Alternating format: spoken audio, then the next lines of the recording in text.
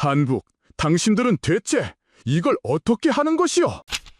이건 도저히 이해가 되지 않소. 제발 우리 좀 살려주시오. 숫자는 거짓말을 하지 않습니다. 하지만 가끔은 이해할 수 없는 기적을 보여주기도 하죠. 전 세계 항공유 시장 점유율 29%, 미국 서부 수입 의존도 85%, 그리고 수백조 원에 달하는 에너지 수출액. 상식적으로 이 숫자의 주인공은 거대 산유국이어야만 합니다. 하지만 놀랍게도 이 나라의 영토에서는 기름 한 방울, 가스 한 모금조차 나오지 않습니다. 그런데도 세계는 지금 이 나라에 줄을 서고 있습니다. 일본이 무릎을 꿇고 호주가 구걸하며 심지어 초강대국 미국조차 이 나라의 눈치를 살피는 기가 막힌 상황. 1964년 하루 3만 배럴의 작은 정유소에서 시작된 대한민국의 무모한 도전까지. 대체 무슨 일이 벌어진 겁니까? 그 전에 잠깐 1초 만에 누를 수 있는 좋아요 버튼을 꾹 눌러주시면 영상 제작에 아주 큰 힘이 됩니다. 그럼 바로 시작하겠습니다. 관제탑 현재 급유 가능합니까? 네거티브. 재고 없음. 급유 불가. 히드로도 안 됩니까? 히드로, 프랑크푸르트, 샤를드골. 전부 같은 상황입니다. 예비 탱크는요? 예비분까지 전부 소진됐습니다. 현재 급유 가능한 공항이 없습니다. 저는 그 무전 기록을 브뤼셀 사무실에서 실시간으로 듣고 있었습니다. 유럽 주요 공항 3곳이 동시에 급유 불가. 모니터 6대가 빨간색으로 물들고 있었죠. 런던 히드로 결항, 프랑크푸르트 결항, 파리 샤를드골 결항. 전광판마다 같은 단어가 올라오고 있었습니다. 결항, 결항, 결항. 공항 라운지에서는 승객들이 소리를 지르고 있었습니다. 카운터 앞에 줄이 수백 미터씩 늘어서 있었죠. 돈을 내겠다고 퍼스트 클래스라도 좋으니 태워달라고 사정하는 사람들. 하지만 돈의 문제가 아니었습니다. 비행기에 넣을 기름이 없었죠. 그때 옆자리에서 사라 윌슨이 모니터를 가리켰습니다. 제 팀의 수석 분석관이죠. 영국 출신, 실력 있고 냉정한 분석가입니다. 이 바닥에서 저와 대등하게 대화할 수 있는 몇 안 되는 사람이죠. 카이저, 이것 좀 보십시오. 유가 그래프입니다. 화면을 봤습니다. 유가가 수직으로 치솟고 있었죠. 단기간에 2배 넘게 뛰었습니다. 선물 시장은 이미 3배를 향해 달리고 있었죠. 이 속도면 내일 아침엔 3배를 넘깁니다. 사라의 목소리는 평소처럼 차분했습니다. 하지만 그 차분함이 오히려 더 무섭게 느껴졌죠. 그때 직통전화가 울렸습니다. 런하르트, 솔직하게 말해주시오. 유럽 버틸 수 있습니까? 독일 에너지부 장관이었습니다. 목소리가 떨리고 있었죠. 장관, 지금 수치를 보고 계십니까? 보고 있어. 그러면 질문하지 마십시오. 답은 이미 화면에 있습니다. 전화기 너머로 긴 침묵이 흘렀습니다. 장관도 알고 있었죠. 숫자가 무엇을 말하는지. 하지만 누군가의 입에서 직접 듣고 싶지 않았던 겁니다.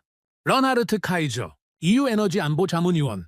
25년간 세계 에너지 시스템을 분석해온 사람입니다. 각국 정부가 위기 때 가장 먼저 전화하는 남자. 그게 접니다. 감정이 아니라 데이터로 말하죠. 가능성이 아니라 확률로 판단합니다. 25년간 틀린 적이 거의 없었습니다. 하지만 그날 저는 처음으로 제 분석이 맞기를 바라지 않았습니다. 호르무즈 해협이 막혔습니다. 전 세계 원유의 핵심이 지나는 그 좁은 목줄. 그게 끊긴 겁니다. 중동 원유 차단, 항공유 생산 급감, 돈이 있어도 비행기가 뜨지 않는 세상. 그건 시스템의 실패였습니다.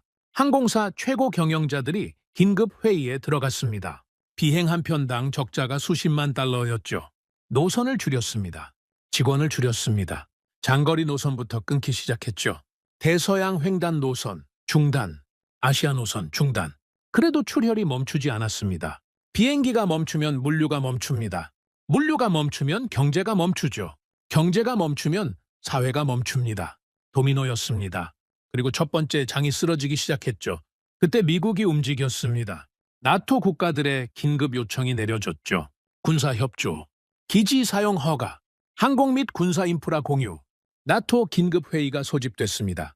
회의실에 들어서자 피에르 뒤봉 의장이 이미 자리에 앉아 있었습니다. EU 에너지안보위원회 의장, 프랑스 출신 정치인이죠. 데이터보다 결과를 원하는 사람입니다. 그 옆에 마르코 베르나르디가 앉아 있었죠. 이탈리아 출신 분석관. 실력은 있지만 저와는 항상 부딪히는 인물입니다. 사라가 제 옆자리에 앉았죠.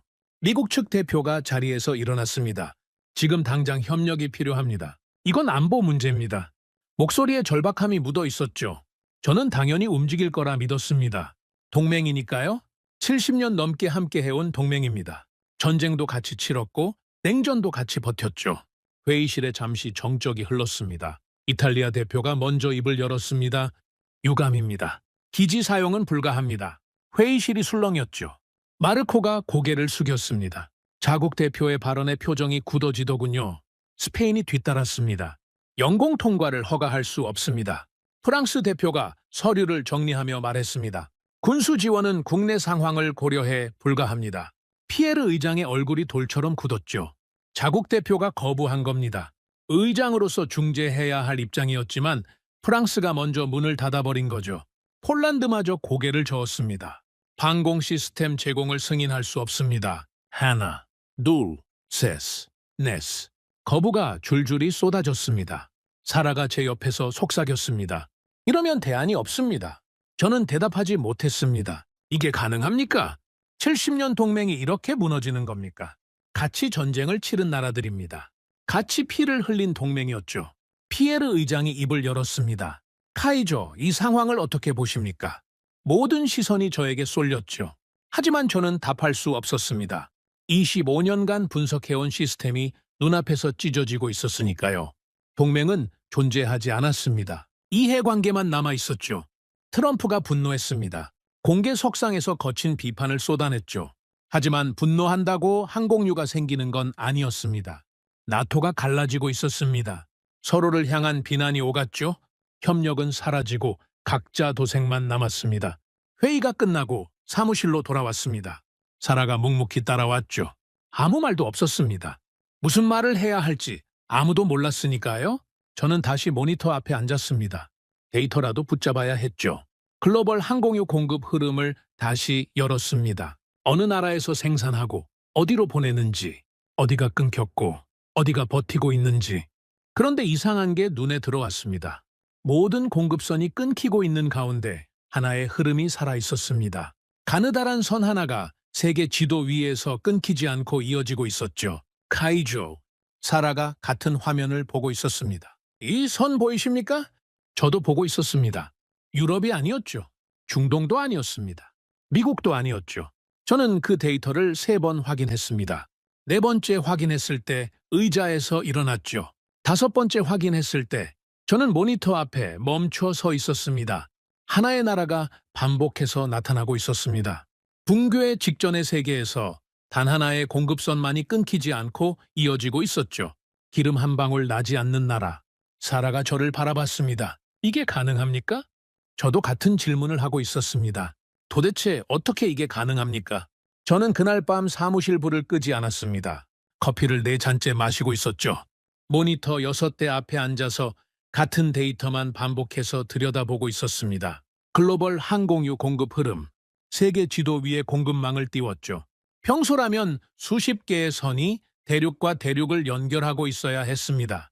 중동에서 유럽으로, 미국에서 아시아로, 러시아에서 동유럽으로 그 촘촘한 그물망이 세계 항공 시스템을 지탱하고 있었죠. 그런데 그날 밤 그 그물망이 거의 사라져 있었습니다. 중동발 공급선 끊김, 러시아발 공급선 끊김, 동남아 공급선 급감. 하나씩 확인할 때마다 빨간색이 늘어났죠. 25년간 이 지도를 봐왔습니다. 이렇게 텅 빈 지도는 처음이었죠. 사라 윌슨이 커피 2잔을 들고 돌아왔습니다. 하나를 제 책상에 놓더군요. 5잔째입니다. 심장이 버틸 수 있겠습니까? 심장보다 이 데이터가 더 문제입니다. 사라가 자기 자리에 앉으며 모니터를 켰습니다. 같은 지도를 띄웠죠. 잠시 화면을 훑더니 고개를 갸웃했습니다. 카이저, 아까 그 선 아직 살아있습니다. 저도 보고 있었습니다. 지도 한쪽에서 가느다랗게 이어지고 있는 선 하나. 동아시아에서 출발해서 태평양을 건너고 남쪽으로 내려가고 옆으로 뻗어나가는 선. 세계가 무너지고 있는 이 순간에도 끊기지 않고 살아있었죠. 출발지 확인해봤습니까? 사라가 물었습니다. 했습니다. 어딥니까? 한국입니다. 사라가 잠시 멈췄습니다. 그리고 저를 바라봤죠. 한국이요? 그 반응이 정확히 제 반응과 같았습니다. 한국. 솔직히 말하겠습니다. 저는 한국의 정유 산업을 알고는 있었죠. 정유 강국이라는 건 인정합니다. 하지만 제 머릿속에서 한국은 플레이어 중 하나였습니다. 아시아의 여러 정유국 가운데 하나. 판을 만드는 나라는 아니었죠. 오류 아닙니까? 시스템 오류일 수도 있죠. 사라가 말했습니다. 저도 같은 생각이었죠. 확인해 봅시다. 저는 항공유 수출국 데이터를 하나씩 열기 시작했습니다. 사라는 반대쪽에서 수입국 데이터를 열었죠. 양쪽에서 동시에 파고 들어간 겁니다. 사우디아라비아. 생산 중단. 호르무즈가 막혔으니 당연한 결과였죠. 인도. 수출 제한. 자국 내수 물량 확보가 우선이라는 방침이었습니다. 싱가포르. 재고 급감. 며칠 안에 바닥날 수치였죠. 중국. 내수 우선 정책으로 정제 석유 수출 전면 차단. 태국. 공급 중단. 하나씩 확인할 때마다 같은 단어가 반복됐습니다. 중단, 제한, 급감, 케이든, 카이저. 사라가 부른 목소리에 긴장이 묻어 있었습니다. 수입국 쪽에서도 같은 결과입니다. 모든 나라가 공급을 끊고 있습니다. 그런데 한 곳만 다릅니다. 어딥니까? 한국입니다. 한국만 공급을 유지하고 있습니다. 줄이지도 않았고 끊지도 않았습니다. 저는 사라의 모니터로 걸어갔습니다. 화면을 봤죠. 그녀의 말이 맞았습니다. 세계가 멈추고 있는 이 순간에도 한국은 안정적으로 물량을 보내고 있었습니다. 점유율을 뽑아봅시다. 사라가 키보드를 두드렸습니다. 글로벌 항공유 시장에서 한국이 차지하는 비율. 화면에 숫자가 떴죠. 29%. 사라가 저를 바라봤습니다. 전 세계 항공유의 거의 3분의 1입니다. 저는 아무 말도 하지 못했습니다. 기름 한 방울 나지 않는 나라가 세계 항공유 시장의 29%를 차지하고 있었습니다. 이건 오류가 아니었죠. 숫자는 명확했습니다. 하지만 진짜 충격은 그 다음이었습니다. 미국 데이터 열어보겠습니다. 사라가 말했죠. 미국, 세계 최강대국, 세계 최대 산유국, 셰일 혁명으로 에너지 독립을 선언한 나라. 그 미국의 항공유 수입 구조를 열어봤습니다. 사라가 미국 서부 지역을 확대했습니다. 로스앤젤레스, 샌프란시스코, 시애틀. 미국 서부 핵심 공항들의 항공유 수입처. 화면에 숫자가 떴습니다. 85%. 사라의 손이 멈췄습니다. 저도 멈췄죠. 이게 맞습니까? 사라가 물었습니다. 다시 확인해 보십시오. 사라가 다시 돌렸습니다. 같은 숫자가 떴죠. 85%. 미국 서부 항공유 수입의 85%가 한국에서 오고 있었습니다. 로스앤젤레스 국제공항, 샌프란시스코 국제공항, 미국의 관문이라 불리는 그 공항들이 한국산 항공유로 비행기를 띄우고 있었죠. 세계 최강대국이 기름 한 방울 안 나는 나라에 의존하고 있었습니다. 사라가 중얼거렸죠. 저는 의자에 주저앉았습니다. 25년간 에너지 시장을 분석해왔습니다. 중동의 유전을 받고 러시아의 파이프라인을 추적했죠. 미국의 셰일 혁명을 분석했고 유럽의 에너지 전환을 설계했습니다. 그 모든 분석에서 한국은 변두리였습니다. 한 번도 중심이 아니었죠. 그런데 미국이 한국에 의존하고 있었습니다. 미국이요? 다른 나라도 확인해 봐야 합니다. 사라가 이미 키보드를 두드리고 있었습니다. 지도 위에서 한국발 공급선을 하나씩 따라가기 시작했죠. 호주. 남방우 최대 경제국 중 하나입니다. 사라가 호주 데이터를 열었죠. 한국산 비중 30%입니다. 호주 정유 산업은 이미 무너져 있었습니다. 자국 정유소가 하나둘 문을 닫았고 그 빈자리를 한국이 채우고 있었죠. 호주 주유소에서 품절 사태가 벌어지고 있는 이 순간에도 그나마 공급이 유지되는 건 한국 덕분이었습니다. 일본 데이터도 열어보겠습니다. 사라가 일본 쪽을 클릭했죠. 한때 아시아 최강의 정유 산업을 자랑하던 나라입니다. 하지만 화면에 뜬 건 급유 제한 공문이었습니다. 일본 공항들이 외국 항공사에 대한 급유를 제한하겠다는 통보를 보낸 상태였죠. 연료가 부족하니 자국 항공사부터 우선 배정하겠다는 겁니다. 일본마저 이 상황입니까? 베트남은 더 심합니다. 항공유 수급 자체가 중단 상태입니다. 사라가 동남아시아 전역의 데이터를 펼쳤습니다. 하나같이 빨간색이었죠. 저는 자리에서 일어나 지도 앞에 섰습니다. 한 발짝 물러서서 전체를 봤죠. 한국에서 출발한 공급선이 태평양을 가로지르고 있었습니다. 남방우를 향하고 있었죠. 동아시아를 연결하고 있었습니다. 마치 거미줄처럼. 한 점에서 출발한 선이 세계 곳곳으로 뻗어나가고 있었죠. 사라. 네? 모든 데이터의 끝에 같은 답이 있습니다. 한국이죠. 사라도 알고 있었습니다. 저는 창밖을 바라봤습니다. 브뤼셀의 새벽이 밝아오고 있었죠. 밤새 데이터를 분석하면서 하나의 결론에 도달하고 있었습니다. 세계 항공 시스템은 한국을 중심으로 돌아가고 있었습니다. 카이저, 솔직히 묻겠습니다. 사라가 커피잔을 내려놓으며 말했죠. 왜 우리는 이걸 지금까지 몰랐습니까? 좋은 질문이었습니다. 아니, 뼈아픈 질문이었죠. 25년간 에너지 시장을 분석해온 사람이 어째서 이 숫자를 제대로 들여다보지 않았을까? 유럽 중심, 미국 중심으로만 세계를 봐왔으니까요. 한국이라는 나라는 제 분석 지도에서 항상 변두리에 있었습니다. 내 실수입니다. 저는 솔직하게 인정했죠. 사라는 고개를 끄덕였습니다. 제 실수이기도 합니다. 잠시 침묵이 흘렀습니다. 사라가 먼저 입을 열었죠. 그런데 카이저, 진짜 질문은 따로 있지 않습니까? 뭡니까? 29%가 아닙니다. 문제는 그겁니다. 사라가 모니터를 가리켰죠. 기름 한 방울 안 나는 나라가 어떻게 이 자리에 올라왔느냐는 겁니다. 이게 대체 어떻게 가능합니까? 저도 같은 생각이었습니다. 숫자는 확인했죠.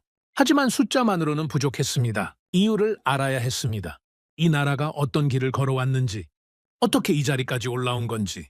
저는 보고서 파일을 열었습니다. 세 페이지에 두 줄을 적었죠. 한국, 세계 항공유 시장 점유율 29%, 미국 서부 의존도 85%, 그리고 그 아래에 한 줄을 더 적었습니다. 원인 분석 필요, 이 나라를 처음부터 파야 한다.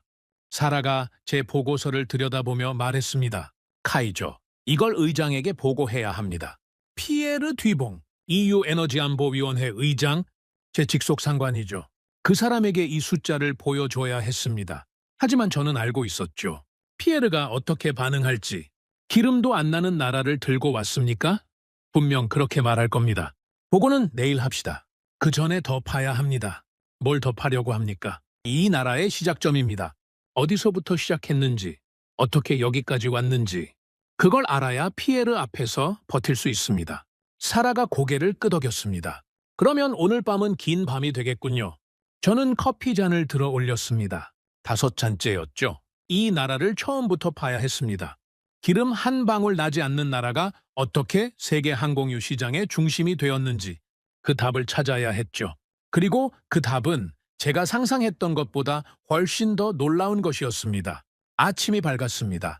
밤새 데이터를 분석한 뒤 저는 사라와 함께 보고서를 정리했습니다. 한국, 세계 항공유 시장 점유율 29%, 미국 서부 의존도 85%, 호주 30%, 일본, 베트남, 동남아시아 전역의 공급선 유지. 숫자는 명확했죠. 하지만 이 보고서를 들고 올라가야 할 곳이 문제였습니다. EU 에너지안보위원회 긴급회의실. 피에르 뒤봉 의장이 기다리고 있었죠. 복도를 걸으면서 사라가 말했습니다. 카이저, 피에르가 어떻게 나올지 예상됩니까? 됩니다. 그래도 가야 합니까? 데이터가 말하고 있으니까요. 가야 합니다. 회의실 문을 열었습니다. 피에르가 긴 테이블 상석에 앉아 있었죠. 서류를 넘기고 있었습니다. 안경 너머로 저를 봤죠. 그 옆에 마르코 베르나르디가 앉아 있었습니다. 팔짱을 끼고 있더군요. 저를 보자 입꼬리가 살짝 올라갔습니다. 카이저, 밤새 작업했다고 들었소. 결과를 들읍시다. 피에르가 말했죠. 정치인 특유의 톤이었습니다. 차분하지만 그 안에 압박이 깔려있는 목소리. 저는 보고서를 펼쳤습니다. 의장, 현재 글로벌 항공유 공급 상황부터 말씀드리겠습니다. 중동발 공급선 전면 차단, 러시아 공급선 중단, 동남아 급감, 중국 수출 전면 제한. 현재 글로벌 항공유 공급의 대부분이 끊긴 상태입니다. 그건 나도 알고 있어. 대안을 가져왔습니까? 역시 피에르였습니다. 과정에는 관심 없죠. 결과만 원하는 사람이니까요. 한 가지 발견한 것이 있습니다. 저는 세계 지도를 화면에 띄웠습니다. 모든 공급선이 끊긴 가운데 하나의 선만 살아있는 그 지도를요. 현재 전 세계에서 항공유 공급을 유지하고 있는 나라가 하나 있습니다. 피에르가 지도를 봤습니다. 마르코도 봤죠. 어딥니까? 대한민국입니다. 회의실에 잠시 정적이 흘렀습니다. 피에르가 안경을 벗었습니다. 테이블 위에 내려놓더니 저를 똑바로 봤죠. 한국이라고요? 그렇습니다. 기름도 안 나는 나라 아닙니까? 그 한마디에 회의실 공기가 바뀌었습니다. 예상한 반응이었죠. 정확히 예상한 대로였습니다. 마르코가 여기서 끼어들었습니다. 카이저, 밤새 작업한 결과가 한국입니까? 마르코의 목소리에는 비웃음이 섞여 있었죠. 저는 대답하지 않고 데이터를 넘겼습니다. 세계 항공유 시장 점유율 29%, 미국 서부 수입 의존도 85%, 호주 30%, 일본, 동남아시아 전역에 공급선 유지 중입니다. 마르코가 자리에서 몸을 앞으로 기울였습니다. 숫자는 인상적이군요. 하지만 그게 대안이 됩니까? 유럽의 에너지 안보를 기름 한 방울 안 나는 아시아 국가에 맡기자는 겁니까? 저는 대안을 제시하는 게 아닙니다. 데이터가 가리키는 방향을 보고하는 겁니다. 데이터가 가리키는 방향이 한국이라. 카이저 25년 경력이 이겁니까? 마르코의 말에 사라가 입을 열려 했습니다. 하지만 제가 먼저 손으로 제지했죠. 마르코와 싸울 때가 아니었습니다. 피에르가 손을 들어 회의실을 정리했습니다. 카이저, 보고는 잘 들었소. 하지만 한국 하나로 유럽 에너지 안보를 논할 수는 없소. 다른 대안을 찾으시오. 시간은 48시간입니다. 48시간. 의장, 현재 상황에서 다른 대안이 존재하지 않을 수 있습니다. 그러면 만들어내시오. 당신이 최고 분석가 아닙니까? 중동, 미국, 아시아 전부 뒤지시오. 48시간 뒤에 다시 보고하시오. 피에르는 서류를 정리하며 자리에서 일어났습니다. 회의는 끝이었죠. 마르코가 지나가면서 한마디 던졌습니다. 한국이라 카이저도 이제 한계가 온 겁니까? 저는 대답하지 않았습니다. 회의실을 나오자 사라가 말했습니다. 마르코가 한 말 신경 쓰지 마십시오. 신경 안 씁니다. 다만 피에르가 48시간을 줬으니 48시간 안에 증명해야 합니다. 어떻게 증명할 겁니까? 피에르가 원하는 대로 해봅시다. 다른 대안을 먼저 전부 확인하는 겁니다. 중동, 미국, 중국 전부 두드려 봅시다. 전부 막히면 그때 한국밖에 없다는 걸 피에르도 인정할 수밖에 없죠. 사라가 고개를 끄덕였습니다. 그러면 시작합시다. 저는 사무실로 돌아와 전화기를 들었습니다. 먼저 중동 쪽 연락처를 돌렸죠. 25년간 쌓아온 네트워크입니다. 사우디아라비아 에너지부 관계자, 쿠웨이트 석유공사 컨설턴트, 아랍에미리트 정유 라인 담당자. 전화를 돌릴 때마다 같은 대답이 돌아왔습니다. 호르무즈가 열리기 전까지는 불가능합니다. 언제 열릴 수 있겠습니까? 카이저, 그걸 내가 알면 여기 앉아 있겠습니까? 중동은 답이 없었습니다.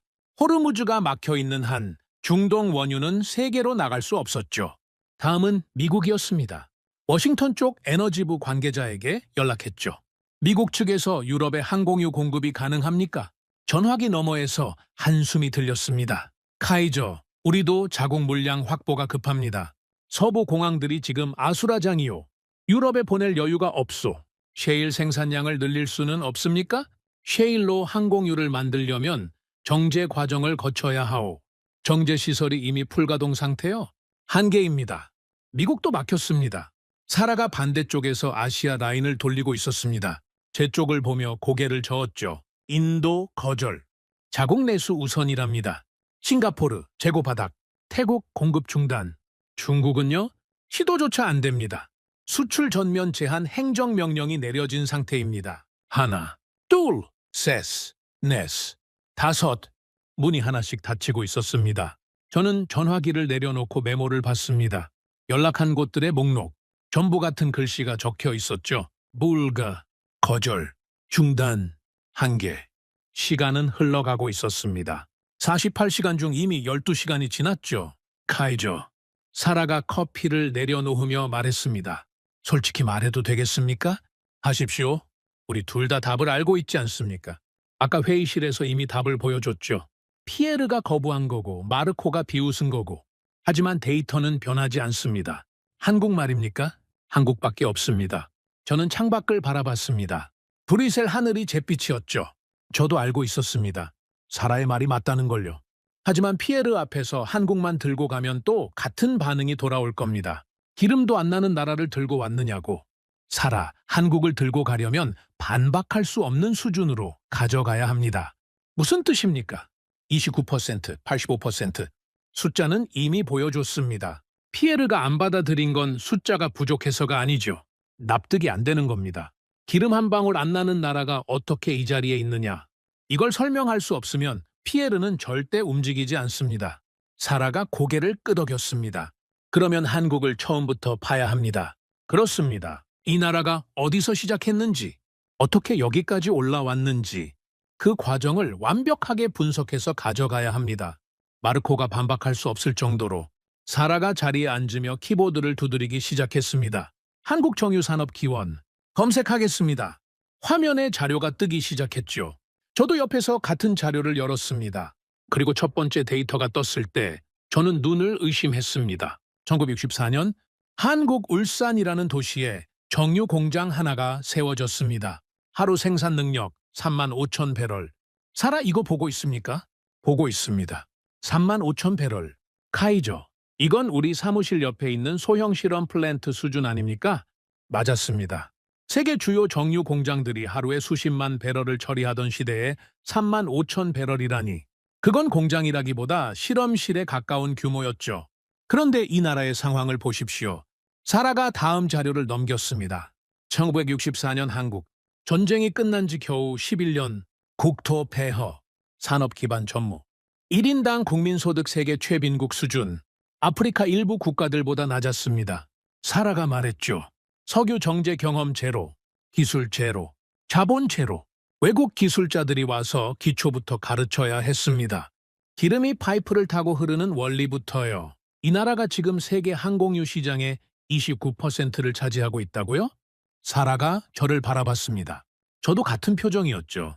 이건 상식적으로 설명이 되지 않았습니다. 더 파봅시다. 자료를 넘겼습니다. 한국은 그 작은 공장을 멈추지 않았습니다. 외국 기술자들이 떠난 뒤에도 돌렸죠. 사고도 있었고 실패도 있었습니다. 하지만 그때마다 기록을 남기고 분석하고 다시 도전했죠. 그리고 1973년 자료를 넘기는 사라의 손이 멈췄습니다. 오일 쇼크. 중동 산유국들이 원유 감산과 수출 금지를 선언했습니다. 원유 가격이 4배로 뛰었죠. 4배입니다. 잠깐, 이 나라는 원유를 전량 수입하는 나라 아닙니까? 사라가 말했죠. 그렇습니다.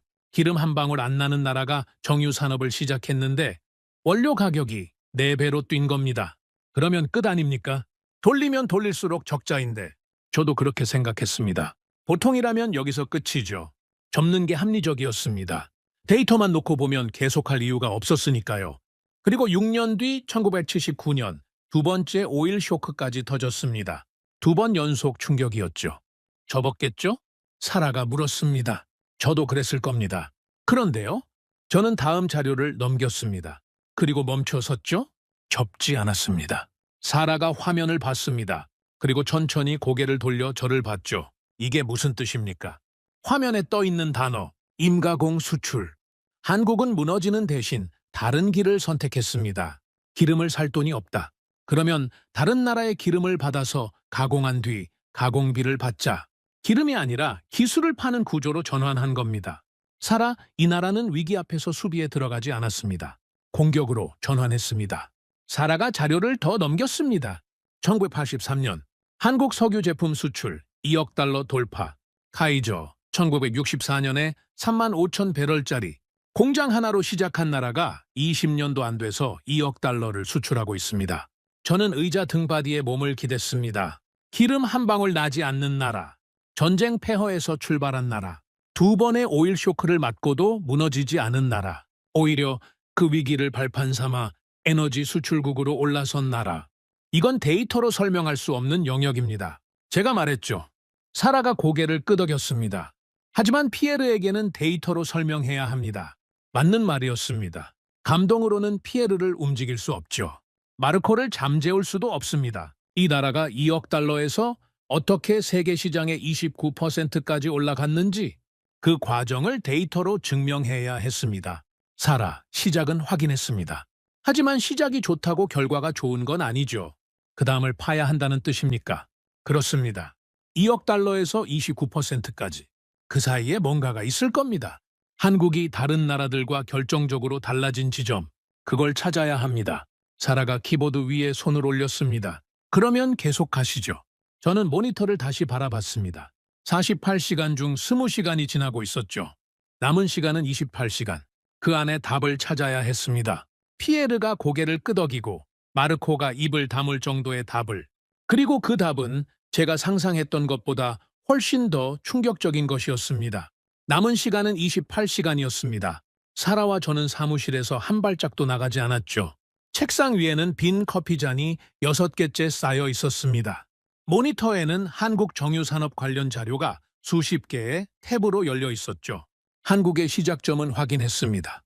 1964년 3만 5천 배럴, 전쟁 폐허에서 출발, 2번의 오일 쇼크를 버텨냄, 임가공 수출로 전환, 1983년 2억 달러 수출 달성. 하지만 이것만으로는 부족했죠. 2억 달러에서 세계 시장 29%까지. 그 사이에 결정적인 무언가가 있을 겁니다. 사라, 정유산업의 본질부터 다시 봅시다. 본질이라면요? 원유 정제 과정입니다. 한국이 뭘 다르게 하고 있는지 그걸 알아야 합니다. 사라가 원유 정제 공정 자료를 화면에 띄웠습니다. 원유를 넣으면 증류탑에서 끓는 점에 따라 분리되는 구조. 가장 가벼운 것부터 순서대로 나오죠. 맨 위에 LPG, 그 아래 나프타, 그 아래 휘발유, 더 내려가면 등유와 항공유, 그 아래 경유. 여기까지는 기본입니다. 그런데 문제는 맨 바닥이죠. 사라가 화면 하단을 가리켰습니다. 벙커시우, 찌꺼기입니다. 맞았습니다. 원유를 정제하면 위에서부터 좋은 것들이 나오고 맨 바닥에는 무겁고 끈적한 찌꺼기가 남습니다. 벙커시우, 가격이 낮고 쓸모가 제한적이죠. 하지만 원유를 넣으면 반드시 나오는 부산물입니다. 피할 수가 없죠. 대부분의 나라는 이 찌꺼기를 어떻게 합니까? 제가 물었죠. 그대로 팝니다. 싼 값에요. 아니면 저장해두죠. 어쩔 수 없으니까. 사우디도요. 사우디도. 인도도. 동남아시아도. 원유를 넣고 위에서 좋은 거 뽑아내고 바닥에 남은 건 안고 가는 겁니다. 이게 전 세계 정유산업의 기본 구조죠. 저는 고개를 끄덕였습니다. 여기까지는 제가 아는 내용이었죠. 25년간 봐온 구조니까요. 그러면 한국은 어떻게 하고 있습니까? 사라가 한국 데이터를 열었습니다. 정제 공정 구조를 비교하는 차트였죠. 그리고 사라의 손이 멈췄습니다. 카이저, 이것 좀 보십시오. 화면을 봤습니다. 그리고 저도 멈췄죠. 한국 정유 공장에 공정되는 다른 나라에 없는 단계가 하나 더 있었습니다. 맨 바닥 벙커시우가 나오는 지점. 거기서 끝나는 게 아니었죠. 화살표가 하나 더 이어져 있었습니다. 찌꺼기가 다시 올라가고 있었죠. 이게 뭡니까? 고도화 설비입니다. 찌꺼기를 다시 분해하는 겁니다. 찌꺼기를 다시 분해한다고요? 저는 사라를 바라봤습니다. 사라도 같은 표정이었죠. 맞습니다. 맨 바닥에 남은 벙커시우. 아무도 거들떠보지 않는 그 찌꺼기를 다시 한번 분해해서 고급 연료로 만들어내는 겁니다. 잠깐. 그러면 찌꺼기에서 다시 휘발유가 나온다는 겁니까? 휘발유도 나오고 경유도 나오고 항공유도 나옵니다. 저는 의자에서 벌떡 일어났습니다. 이게 가능합니까? 데이터가 말하고 있습니다. 한국은 이미 수십 년째 이 공정을 돌리고 있습니다. 저는 회의실을 서성거렸습니다. 머릿속이 빠르게 돌아가고 있었죠. 이 의미를 정확히 이해해야 했습니다. 사라, 이걸 숫자로 보여주십시오. 같은 원유를 넣었을 때 다른 나라와 한국의 결과가 어떻게 다른지 사라가 비교 데이터를 뽑았습니다. 일반적인 정유 공장입니다. 원유 100배럴을 넣으면 고급 제품이 약 60배럴 나오고 찌꺼기가 40배럴 남습니다. 한국은요? 같은 100배럴을 넣으면 고급 제품이 85배럴 나옵니다. 찌꺼기는 15배럴밖에 안 남죠. 저는 걸음을 멈췄습니다. 같은 원유입니까? 같은 원유입니다. 같은 100배럴입니까? 같은 100배럴입니다. 같은 원유를 넣어도 다른 결과가 나온다. 같은 비용, 같은 원료. 하지만 한국은 다른 나라보다 훨씬 더 많은 고급 제품을 뽑아내고 있었습니다. 그건 곧 수익이 다르다는 뜻이었죠. 같은 돈을 들여도 한국이 더 많이 벌어들이는 구조. 이건 단순한 정제가 아닙니다. 제가 말했죠. 뭐라고 부르면 됩니까? 사라가 물었습니다. 게임 자체가 다른 겁니다. 다른 나라들은 원유에서 뽑을 수 있는 만큼 뽑고 나머지는 버립니다. 한국은 버리는 것까지 돈으로 바꾸고 있죠. 같은 경기를 하고 있는 게 아닙니다. 사라가 자료를 하나 더 띄웠습니다. 카이저, 한국 사람들은 이걸 이렇게 부른다고 합니다. 화면에 뜬 단어, 지상의 유전. 지상의 유전이라고요? 땅에서 기름이 안 나오니까 공장 자체를 유전으로 만들었다는 뜻입니다. 다른 나라가 버리는 찌꺼기에서 기름을 다시 뽑아내는 공장. 그 공장이 유전이라는 거죠. 저는 잠시 아무 말도 하지 못했습니다. 지상의 유전.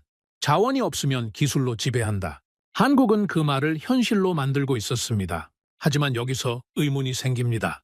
사라가 말했죠. 뭡니까? 이 기술을 왜 다른 나라는 안 합니까? 고도화 설비라는 거 돈 주고 사면 되는 거 아닙니까? 좋은 질문이었습니다. 저도 같은 생각이었죠. 설비를 돈 주고 사서 설치하면 되지 않습니까? 중국이 못할 이유가 있습니까? 인도가 못할 이유가 있습니까? 경쟁국 데이터를 비교해 봅시다. 저는 중국 데이터를 먼저 열었습니다. 세계 최대 정유시설을 보유한 나라 중 하나죠. 지난 20년간 정유시설을 미친 듯이 늘려왔습니다. 생산 능력으로만 보면 이미 세계 최상위권이었죠. 규모는 압도적입니다. 하지만 고도화 비율을 보십시오.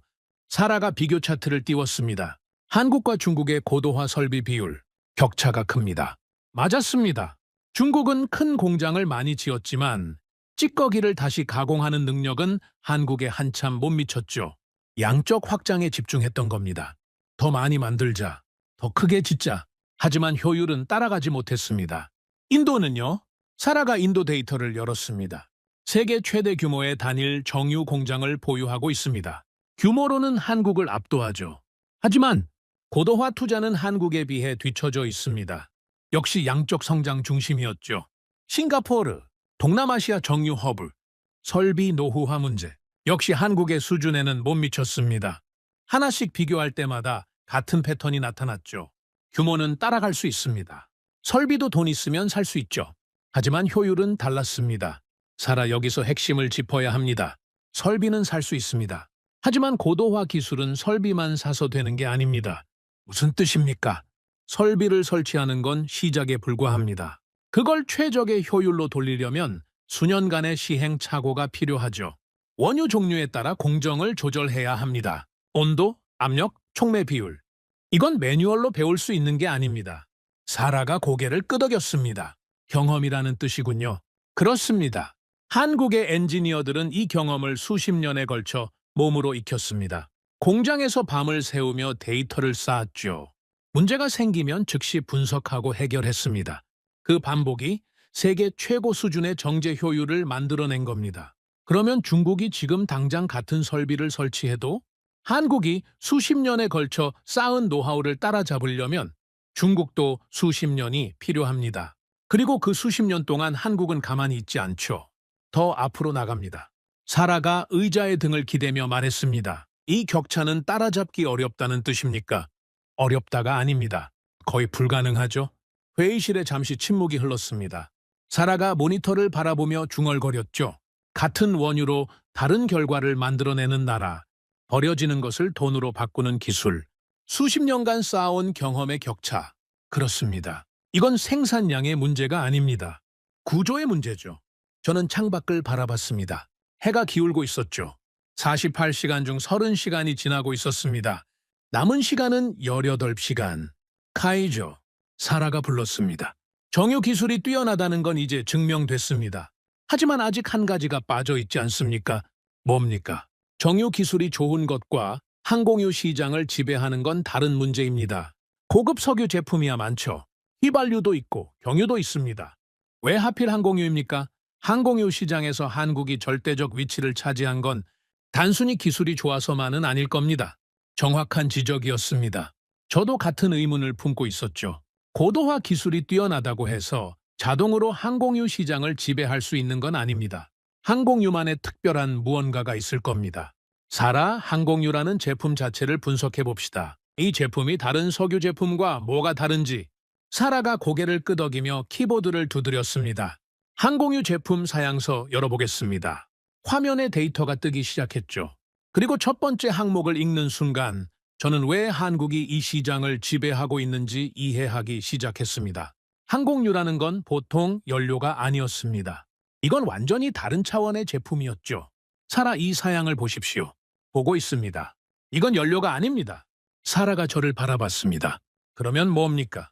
이건 생명입니다. 이건 생명입니다. 제가 그렇게 말했을 때 사라는 의아한 표정을 지었습니다. 생명이라니요. 연료 아닙니까? 사양서를 읽어보십시오. 처음부터 끝까지. 사라가 화면을 스크롤하기 시작했습니다. 항공유 제품 사양서. 한 줄 한 줄 읽어 내려가는 사라의 표정이 점점 변해갔죠. 작동 환경. 영하 50도에서 60도. 사라가 읽었습니다.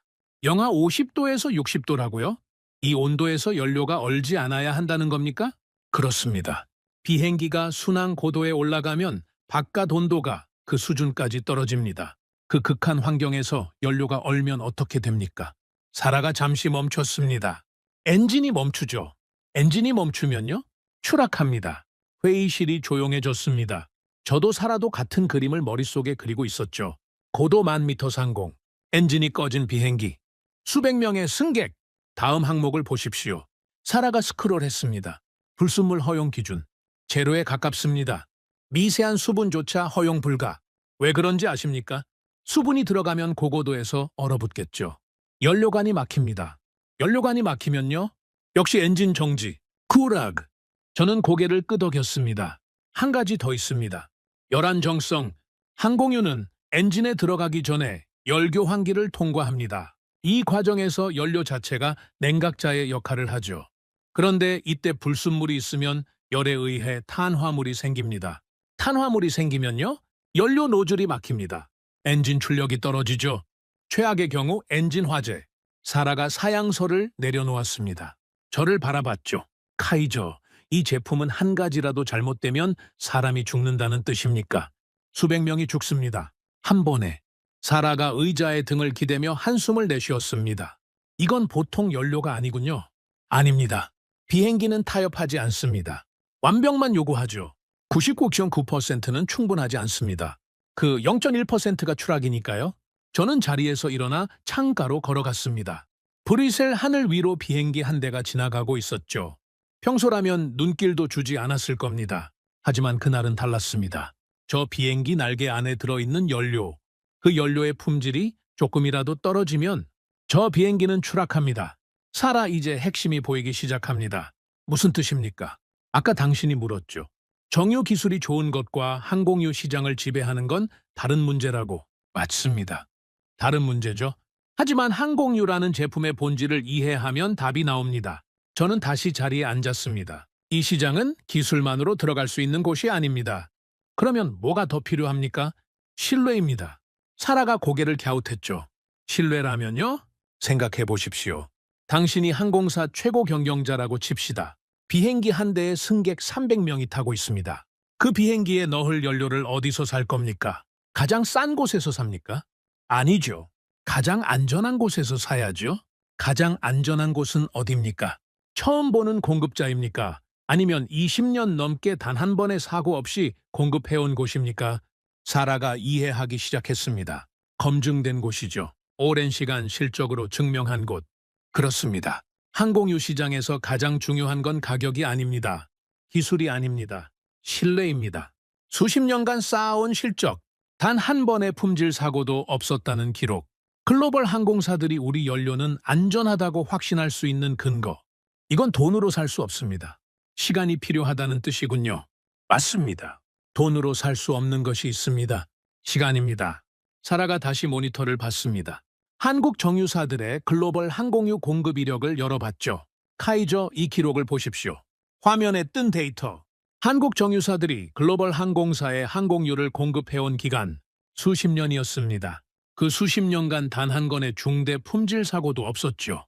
품질 테스트 과정도 확인해봤습니다. 생산 단계에서 수십 가지 항목을 검사합니다. 출하 전에 다시 검사하죠. 선적 과정에서 또 검사합니다. 도착지에서 한 번 더 검사하고요. 몇 번입니까? 최소 4번입니다. 생산, 출하, 선적, 도착. 매번 기준을 통과해야 다음 단계로 넘어가죠. 하나라도 걸리면 전량 폐기입니다. 전량 폐기요? 전량 폐기입니다. 부분 통과 같은 건 없습니다. 한 번이라도 기준에 미달하면 전부 버리는 겁니다. 저는 한숨을 내쉬었습니다. 이 정도 수준의 품질 관리를 수십 년간 유지해왔다는 겁니다. 단 한 번의 실수도 없이. 이건 시스템의 문제가 아니었습니다. 문화의 문제였죠. 완벽에 대한 집착, 실수를 용납하지 않는 태도. 그게 수십 년간 축적되어 신뢰가 된 겁니다. 그러면 경쟁국은 어떻습니까? 중국이 이 시장에 들어올 수 있습니까? 사라가 중국 항공유 관련 데이터를 열었습니다. 중국은 양적 확대는 가능합니다. 설비도 있고 생산 능력도 있죠. 하지만 문제가 있습니다. 뭡니까? 글로벌 항공사들이 안 삽니다. 안 산다고요? 신뢰가 없습니다. 중국산 항공유를 자기네 비행기에 넣겠다는 항공사가 없는 겁니다. 기술적으로 문제가 없다고 해도 실적이 없으니까요. 10년, 20년, 30년간 안전하게 공급했다는 기록이 없으니까 저는 고개를 끄덕였습니다. 당연하죠. 승객 300명의 목숨이 걸린 제품입니다. 검증 안 된 공급자에게서 사겠습니까? 못 사죠. 사고가 한 번이라도 나면 항공사가 끝이니까요. 그게 바로 진입 장벽입니다. 기술 장벽이 아닙니다. 신뢰 장벽이죠. 이 장벽을 넘으려면 수십 년의 실적이 필요합니다. 그리고 그 수십 년 동안 단 한 번의 실수도 없어야 하죠. 사라가 의자를 돌려 저를 정면으로 바라봤습니다. 카이저, 정리하겠습니다. 한국이 항공유 시장을 지배하는 이유. 첫째, 고도화 기술로 같은 원유에서 더 많은 항공유를 뽑아냅니다. 둘째, 수십 년간 완벽한 품질을 유지해왔습니다. 셋째, 그 실적이 글로벌 항공사들의 신뢰로 이어졌죠. 이 세 가지가 합쳐지면서 아무도 넘볼 수 없는 위치를 만들어낸 겁니다. 맞습니다. 그리고 가장 무서운 건 이 세 가지 중 하나라도 단기간에 따라잡을 수 있는 게 없다는 겁니다. 이 시장은 잠겨 있다는 뜻입니까? 잠겨 있습니다. 그리고 열쇠는 한국이 가지고 있죠. 저는 시계를 봤습니다. 48시간 중 36시간이 지나 있었죠. 남은 시간은 12시간. 사라 피에르에게 보고할 준비를 합시다. 아직 부족하지 않습니까? 뭐가 부족합니까? 사라가 손가락을 꼽기 시작했습니다. 고도화 기술, 확인했습니다. 항공유 품질과 신뢰, 확인했죠. 하지만 피에르가 물을 겁니다. 아니, 마르코가 물을 겁니다. 뭘 묻겠습니까? 미국이요. 세계 최대 산유국 미국이 왜 한국에서 항공유를 수입합니까? 기술이 좋고 신뢰가 있다고 해도 미국은 자기네가 만들면 되지 않습니까? 셰일도 있고 정유시설도 있고 왜 굳이 태평양 건너 한국에서 사옵니까? 정확한 지적이었습니다. 마르코라면 분명 그 질문을 던질 겁니다. 미국이 왜 한국에 의존합니까? 이건 논리적으로 맞지 않습니다. 이렇게요. 사라, 당신 말이 맞습니다. 이 질문에 답하지 못하면 마르코가 뒤집어 엎을 겁니다. 그러면 이것까지 분석해야 합니다. 저는 시계를 다시 봤습니다. 12시간 빠듯했죠. 하지만 빈틈을 남기고 회의실에 들어갈 수는 없었습니다. 마르코에게 약점을 보여주는 순간 모든 게 무너지니까요. 좋습니다. 미국 에너지 구조를 파봅시다. 왜 세계 최대 산유국이 한국에서 항공유를 수입하는지 이 질문에 답을 찾아야 합니다. 사라가 고개를 끄덕이며 키보드를 두드렸습니다. 미국 에너지 유통 구조 열어보겠습니다. 화면에 미국 지도가 떴습니다. 그리고 첫 번째 데이터를 확인하는 순간 저는 왜 미국이 한국에 의존할 수밖에 없는지 이해하기 시작했습니다. 미국은 하나의 나라가 아니었습니다. 에너지 구조로 보면 미국은 5개의 서로 다른 나라였죠. 사라, 이거 보십시오. 보고 있습니다. 이건 대체 뭡니까? 이게 바로 마르코의 질문에 대한 답입니다. 이건 대체 뭡니까? 사라가 화면을 가리키며 말했습니다. 미국 지도 위에 5개의 구역이 색깔별로 나뉘어 있었죠. 미국 에너지 유통 구조입니다. 석유 행정 방위 구역이라고 부르죠. 미국을 5개 구역으로 나눠서 에너지를 관리하는 시스템입니다. 저는 화면을 확대했습니다. 동부 해안이 1구역, 중서부가 2구역, 멕시코만 연안이 3구역, 로키산맥 지역이 3구역, 그리고 서부 해안이 하수구역입니다. 5개로 나뉘어 있다는 건 알겠습니다. 그런데 이게 왜 중요합니까? 중요한 정도가 아닙니다. 이게 핵심입니다. 저는 3구역을 가리켰습니다. 멕시코만 연안, 텍사스, 루이지아나. 미국 정유시설의 대부분이 여기에 몰려 있습니다. 텍사스와 루이지아나, 셰일 원유도 여기서 나오죠. 미국 에너지 산업의 심장부입니다. 그러면 여기서 만들어서 다른 구역으로 보내면 되지 않습니까? 그게 안 됩니다. 사라가 고개를 갸웃했죠. 왜 안 됩니까? 같은 나라 아닙니까? 같은 나라이긴 합니다. 하지만 에너지 구조로 보면 같은 나라가 아닙니다. 저는 5구역을 가리켰습니다. 미국 서부 해안, 캘리포니아, 워싱턴, 오리건. 여기를 보십시오. 5구역, 로스앤젤레스, 샌프란시스코, 시애틀. 미국 서부 핵심 공항들이 전부 여기에 있습니다. 그런데요, 이 지역은 세 구역과 사실상 분리되어 있습니다. 분리라니요? 도로도 있고 철도도 있지 않습니까? 있습니다. 하지만 문제는 거리와 지형이죠. 저는 지도 위에 선을 그었습니다. 텍사스에서 캘리포니아까지, 육로로 항공유를 운송한다고 칩시다. 거리가 얼마나 됩니까? 2,000km가 넘습니다. 그 사이에 사막이 있고 로키 산맥이 있죠. 파이프라인이 충분하지 않습니다. 트럭으로 실어 나르면 비용이 천문학적으로 올라가죠. 사라가 이해하기 시작했습니다. 같은 나라인데 물류가 안 된다는 겁니까? 안 되는 수준이 아닙니다. 비용이 맞지 않는 겁니다. 텍사스에서 만든 항공유를 캘리포니아까지 육로로 보내는 비용. 이걸 한번 계산해 보십시오. 사라가 키보드를 두드렸습니다. 운송 비용 데이터를 뽑았죠. 잠시 후 사라의 손이 멈췄습니다. 카이조. 나왔습니까? 나왔습니다. 그런데 이 숫자가 맞습니까? 얼마입니까? 사라가 화면을 돌려서 보여줬습니다. 텍사스에서 캘리포니아까지 육로 운송 비용. 비쌉니다. 상당히 비싸죠. 그러면 이번엔 한국에서 로스앤젤레스까지 해상 운송 비용을 뽑아보십시오. 사라가 다시 키보드를 두드렸습니다. 한국 울산항에서 로스앤젤레스 항까지 대형 유조선 운송 비용. 화면에 숫자가 떴습니다. 사라가 저를 바라봤습니다. 눈이 커져 있었죠. 카이저, 한국에서 보내는 게 더 쌉니다. 그렇습니다. 태평양을 건너는 게 미국 안에서 보내는 것보다 더 싸다고요? 그렇습니다. 사라가 의자의 등을 기대며 천장을 올려다봤습니다. 미국이 한국에서 항공유를 수입하는 이유가 이겁니까? 이겁니다. 미국은 기름이 없어서 수입하는 게 아닙니다. 기름은 있죠. 넘칩니다.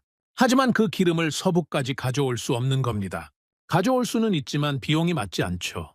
차라리 태평양 건너 한국에서 배로 가져오는 게 더 경제적입니다.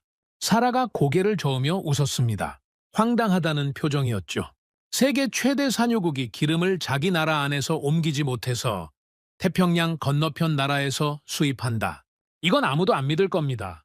숫자가 말하고 있습니다. 믿고 안 믿고의 문제가 아니죠. 마르코가 이 숫자를 보면은 뭐라고 할까요? 입을 다물겠죠. 이건 의견의 문제가 아니라 구조의 문제니까요.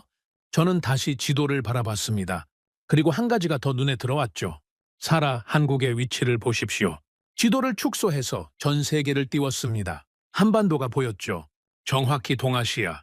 태평양의 서쪽 끝, 울산에서 로스앤젤레스까지 약 2주입니다. 대형 유조선 기준이죠. 2주면 꽤 가까운 편 아닙니까? 그렇습니다. 하지만 이게 끝이 아닙니다. 남쪽을 보십시오. 호주가 보였죠. 울산에서 호주 주요 항구까지는 그보다 더 가깝습니다. 동쪽은요? 일본은 바로 옆이죠. 동남아시아도 가깝습니다. 베트남, 싱가포르, 태국. 전부 한국에서 쉽게 닿을 수 있는 거리입니다. 사라가 지도를 바라보며 천천히 고개를 끄덕였습니다. 태평양 한가운데 위치하고 있군요. 미국 서부로도 호주로도 동남아시아로도 전부 연결됩니다. 그렇습니다. 기술만 좋은 게 아니었습니다. 위치까지 완벽했던 겁니다. 저는 의자에 앉아서 정리하기 시작했습니다. 머릿속에서 퍼즐 조각들이 하나씩 맞아떨어지고 있었죠. 사라, 호주 데이터를 한번 더 열어봅시다. 호주가 왜 한국에 30%나 의존하게 됐는지. 사라가 호주 정유산업 데이터를 띄웠습니다. 그리고 읽어 내려가다가 한숨을 내쉬었죠. 호주 정유산업이 무너졌습니다. 무너졌다니요? 자국 정유소가 하나둘 문을 닫았습니다. 채산성이 안 맞았던 거죠. 설비 노후화에 인건비 상승, 유지비를 감당할 수 없었던 겁니다. 그래서요? 정유소가 문을 닫으니까 자국에서 항공유를 생산할 수 없게 됐죠. 수입에 의존할 수밖에 없었습니다. 그리고 가장 가까우면서 가장 안정적으로 공급해 줄 수 있는 나라가 어딘지 아십니까? 한국이죠. 한국입니다. 지리적으로 가깝고 품질은 세계 최고 수준이고 공급 안정성까지 검증된 나라. 호주 입장에서 한국 외에 다른 선택지가 없었던 겁니다. 저는 지도를 다시 바라봤습니다. 한국에서 출발한 공급선이 태평양을 가로지르고 남반구를 향하고 동아시아를 연결하고 있었죠. 이틀 전 밤에 처음 봤던 그 거미줄. 그때는 이해할 수 없었습니다. 하지만 지금은 보였죠. 기술, 신뢰, 그리고 위치. 이 세 가지가 동시에 갖춰진 나라는 세계에서 한국뿐이었습니다. 카이조, 사라가 말했습니다. 이건 우연이 아닙니다. 압니다. 한국이 의도적으로 이 위치를 만든 겁니까? 저는 잠시 생각했습니다. 의도적이라고 단정할 수는 없습니다. 하지만 우연은 분명 아니죠. 1964년에 아무것도 없는 상태에서 시작해서 두 번의 오일 쇼크를 버텨내고 임가공 수출로 전환하고 고도화 설비에 투자하고 수십 년간 완벽한 품질을 유지해온 겁니다. 그 과정에서 지리적 이점까지 결합됐죠. 하나하나는 각각의 선택이었지만 그 선택들이 모여서 지금의 구조를 만들어낸 겁니다. 모든 것이 한국을 향하고 있었다는 거죠. 그렇습니다. 기술도 신뢰도 위치도 전부 한국을 가리키고 있었습니다. 시계를 봤습니다. 48시간 중 44시간이 지나 있었죠. 남은 시간은 4시간. 사라 이제 됐습니다. 됐다고요? 보고서를 정리합시다. 피에르에게 가져갈 최종 보고서를. 사라가 고개를 끄덕였습니다. 우리는 즉시 작업에 들어갔죠. 2시간 동안 보고서를 정리했습니다. 한국 정유 산업의 시작부터 현재까지 고도화 기술의 본질, 항공유라는 제품의 특수성, 신뢰 장벽, 미국 에너지 유통 구조의 모순, 한국의 지리적 이점, 경쟁국 비교 분석, 모든 데이터를 하나의 흐름으로 엮었죠. 보고서 마지막 페이지. 결론. 현재 글로벌 항공유 공급 위기의 유일한 대안은 대한민국입니다.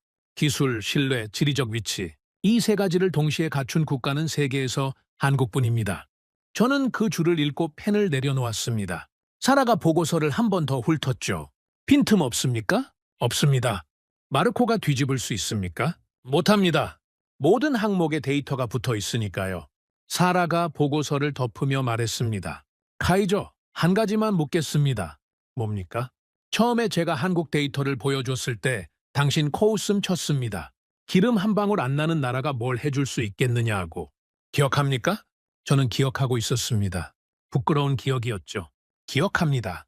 지금은 어떻습니까? 저는 잠시 창밖을 바라봤습니다.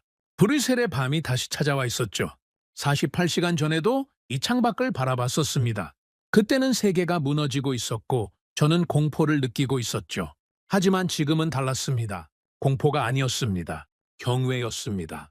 기름 한 방울 나지 않는 나라, 전쟁 폐허에서 시작한 나라, 2번의 오일 쇼크를 정면으로 맞고도 포기하지 않은 나라, 기름이 없으면 기술을 팔겠다고 결심한 나라, 찌꺼기를 금으로 바꾸는 기술을 만들어낸 나라, 수십 년간 완벽한 품질로 세계의 신뢰를 쌓아온 나라, 그리고 태평양 한가운데서 세계를 연결하는 나라. 저는 25년간 자원을 가진 나라의 관점에서 세계를 봐왔습니다. 기름이 있는 나라가 강하다. 자원이 있는 나라가 이긴다. 그게 에너지 시장의 법칙이라고 생각했죠. 그리고요, 틀렸습니다. 사라가 살짝 미소를 지었습니다. 데이터는 거짓말을 안 합니다. 당신이 가르쳐준 말이죠. 저는 보고서를 들고 일어섰습니다. 갑시다. 피에르가 기다리고 있습니다. 보고서를 들고 복도를 걸었습니다. 사라가 옆에서 같은 속도로 걸어오고 있었죠. 우리 둘 다 말이 없었습니다. 48시간 동안 잠을 거의 자지 못했죠. 하지만 피곤하지 않았습니다. 오히려 머릿속이 선명했죠. 지금까지 분석한 모든 데이터가 한 줄로 정리되어 있었으니까요. 회의실 앞에 도착했습니다. 문 너머로 목소리가 들렸죠. 현재 상황이 어느 정도인지 다들 알고 있겠지. 피에르 뒤봉 의장이었습니다. 이미 브리핑이 시작되어 있었죠. 문을 열고 들어갔습니다. 회의실에는 12명 남짓한 사람들이 앉아 있었죠. EU 에너지안보위원회 핵심 멤버들이었습니다. 피에르가 상석에 앉아 있었고 그 옆에 마르코 베르나르디가 팔짱을 끼고 있었죠. 제가 들어서자 마르코가 눈을 들어 저를 봤습니다. 입꼬리가 살짝 올라갔죠. 48시간 전 회의실에서 저를 비웃었던 그 표정이었습니다. 카이저, 시간 맞춰 왔군요. 앉으시오. 피에르가 말했죠. 저는 사라와 나란히 자리에 앉았습니다. 먼저 현재 상황부터 업데이트하겠소. 피에르가 서류를 넘겼습니다. 48시간 전보다 상황이 훨씬 악화됐소. 각국 보고를 읽겠소. 피에르가 첫 번째 서류를 읽기 시작했습니다. 일본, 나리타 하네다 공항. 외국 항공사에 대한 급유를 전면 제한한다는 공문을 발송했소. 자국 항공사 우선 배정. 사실상 외국 비행기는 일본에서 기름을 못 넣겠다는 뜻이요. 회의실이 술렁이었죠. 베트남, 항공유 수급이 완전히 중단됐소. 호치민, 하노이 공항 모두 급유 불가 상태요. 피에르가 다음 서류를 넘겼습니다. 중국, 정제 석유 수출 전면 제한 행정명령 발동. 자국 내수용 외 일체의 석유 제품 수출을 금지했소. 마르코가 몸을 앞으로 기울였습니다. 중국이 수출을 완전히 막았다고요? 완전히 막았소. 태국도 마찬가지요. 공급 중단. 인도네시아도 수출 제한에 들어갔소. 피에르가 서류를 내려놓았습니다. 회의실을 둘러봤죠. 정리하겠소.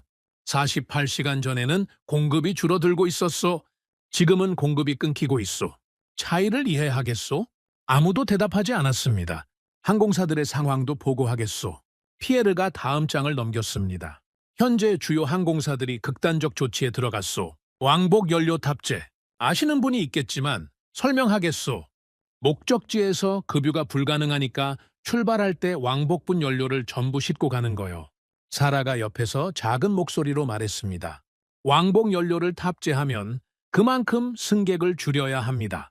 연료 무게 때문에. 마이소. 300석짜리 비행기에 150명만 태울 수 있는 상황이요. 나머지 150석은 연료가 차지하는 거요. 항공사 입장에서 수지가 맞겠소? 안 맞죠. 적자입니다. 비행 한 편당 수십만 달러 적자. 그래서 노선 폐지가 시작됐소. 장거리 노선부터 끊기고 있소. 유럽 아시아 노선, 대서양 횡단 노선 하나둘 사라지고 있소. 이 속도면 일주일 안에 전 세계 항공편의 절반 이상이 멈추게 될 거요. 회의실의 공기가 무거워졌습니다. 12명의 얼굴이 하나같이 굳어 있었죠. 피에르가 저를 봤습니다. 카이저, 48시간을 줬소. 대안을 찾았습니까? 이 순간이었습니다. 제가 48시간 동안 잠을 자지 않고 준비한 이유. 저는 자리에서 일어났습니다. 의장, 결론부터 말씀드리겠습니다. 회의실의 모든 시선이 저에게 쏠렸죠. 48시간 동안 가능한 모든 대안을 확인했습니다. 중동, 미국, 중국, 인도, 싱가포르, 태국 전부 접촉했습니다. 결과는요, 전부 불가능합니다. 피에르의 표정이 굳어졌습니다. 중동은 호르무즈가 열리지 않는 한 답이 없습니다. 미국은 자국 물량 확보도 버거운 상태입니다. 중국은 수출을 완전히 막았죠. 인도는 내수 우선 정책, 싱가포르는 재고 바닥, 태국은 공급 중단. 모든 문이 닫혀 있습니다. 그러면 대안이 없다는 겁니까? 피에르의 목소리에 날이 서기 시작했습니다. 하나 있습니다. 저는 보고서를 펼쳤습니다. 현재 전 세계에서 항공유 공급을 유지하고 있는 나라가 하나 남아 있습니다. 마르코가 피식 웃었습니다. 저를 바라보며 입을 열었죠. 설마 또 한국입니까? 저는 마르코를 정면으로 바라봤습니다. 맞습니다. 한국입니다. 회의실에 잠시 웅성거림이 퍼졌습니다. 마르코가 고개를 저으며 말했죠. 카이저, 48시간을 줬더니 같은 답을 들고 왔군요. 기름 한 방울 안 나는 나라에 유럽의 운명을 걸자는 겁니까? 정신이 나간 겁니까? 저는 대답하지 않았습니다. 대신 보고서 첫 페이지를 화면에 띄웠죠. 마르코 반박하고 싶으면 데이터로 하십시오. 저도 데이터로 말하겠습니다. 마르코의 표정이 살짝 굳어졌습니다. 피에르가 손을 들었죠. 카이저 진행하시오. 저는 화면을 넘겼습니다. 첫 번째, 현재 글로벌 항공유 시장에서 한국의 점유율은 29%입니다. 전 세계 항공유의 거의 3분의 1이 한국에서 나오고 있습니다. 회의실이 조용해졌습니다. 두 번째, 미국 서부, 로스앤젤레스, 샌프란시스코, 시애틀. 이 공항들의 항공유 수입 중 85%가 한국산입니다. 마르코의 눈이 커졌습니다. 잠깐, 85%라고요? 미국이 한국의 85%를 의존하고 있다고요? 맞습니다. 미국은 세계 최대 산유국 아닙니까? 셰일도 있고 텍사스에 정유 시설도 넘치는데 왜 한국에서 수입합니까? 이건 논리적으로 맞지 않습니다. 마르코가 예상대로 그 질문을 던졌습니다. 저는 기다리고 있었죠. 이 질문을 위해 준비한 데이터가 있었으니까요. 좋은 질문입니다. 마르코, 이걸 보십시오. 미국 에너지 유통 구조 지도를 화면에 띄웠습니다. 5개 구역으로 나뉜 그 지도. 미국은 에너지 구조상 5개 구역으로 분리되어 있습니다. 정유시설은 텍사스와 루이지아나 3구역에 집중되어 있죠. 하지만 서부 해안 5구역은 이 3구역과 사실상 분리되어 있습니다. 분리라니요? 텍사스에서 캘리포니아까지 육로로 항공유를 운송하는 비용을 뽑아봤습니다. 화면에 숫자를 띄웠죠. 그리고 한국 울산에서 로스앤젤레스까지 해상 운송 비용을 비교했습니다. 두 숫자를 나란히 놓았습니다. 회의실이 조용해졌죠. 태평양을 건너는 게 미국 안에서 옮기는 것보다 더 쌉니다. 마르코의 입이 닫혔습니다. 잠시 화면을 바라보더니 말했죠. 이건 미국의 구조적 문제 아닙니까? 한국의 실력이 아니라 맞습니다. 미국의 구조적 문제죠. 하지만 그 구조적 빈틈을 채우고 있는 나라가 한국이라는 겁니다. 그리고 한국이 그 자리에 있을 수 있는 건 구조 때문만이 아닙니다. 저는 다음 페이지를 넘겼습니다. 한국 정유산업의 핵심 기술, 고도화 설비, 화면에 일반 정유 공장과 한국 정유 공장의 비교 차트를 띄웠습니다. 일반 정유 공장은 원유 100배럴을 넣으면 고급 제품 60배럴, 찌꺼기 40배럴이 나옵니다. 한국은 같은 100배럴에서 고급 제품 85배럴을 뽑아냅니다. 찌꺼기를 다시 분해해서 고급 연료로 전환하는 기술입니다. 회의실 한쪽에서 누군가 작은 목소리로 말했습니다. 같은 원유로 다른 결과를 만들어낸다는 겁니까? 그렇습니다. 마르코가 다시 입을 열었습니다. 기술이야 돈 주고 사면 되지 않습니까? 중국이나 인도가 같은 설비를 설치하면 되는 거 아닙니까? 설비는 살 수 있습니다. 하지만 설비를 최적의 효율로 돌리는 데 필요한 수십 년의 운영 경험은 살 수 없죠. 한국 엔지니어들이 수십 년간 축적한 노하우를 따라잡으려면 같은 시간이 필요합니다. 마르코가 눈살을 찌푸렸지만 반박하지 못했습니다. 그리고 마지막으로 이것이 가장 중요합니다. 저는 화면을 넘겼습니다. 항공유라는 제품의 특수성입니다. 회의실이 집중했죠. 항공유는 영하 50도에서 60도 환경에서 작동해야 합니다. 불순물 허용 기준이 거의 제로에 가깝죠. 미세한 수분 하나가 연료관을 막을 수 있고 그건 곧 엔진 정지, 추락입니다. 회의실의 공기가 달라졌습니다. 이 제품은 한 가지라도 잘못되면 수백 명이 죽습니다. 한 번에. 그래서 항공유 시장은 가격으로 움직이지 않습니다. 기술로만 움직이지도 않죠. 신뢰로 움직입니다. 수십 년간 단 한 번의 사고도 없이 공급해온 실적. 그 실적이 없으면 어떤 항공사도 그 연료를 자기 비행기에 넣지 않습니다. 저는 마르코를 바라봤습니다. 마르코, 당신이 항공사 최고 경영자라고 칩시다. 비행기에 승객 300명이 타고 있습니다. 검증 안 된 공급자의 연료를 넣겠습니까? 마르코가 대답하지 않았습니다. 못 넣죠. 한국은 이 신뢰를 수십 년에 걸쳐 쌓아왔습니다. 이건 돈으로 살 수 없고 시간으로만 얻을 수 있는 겁니다.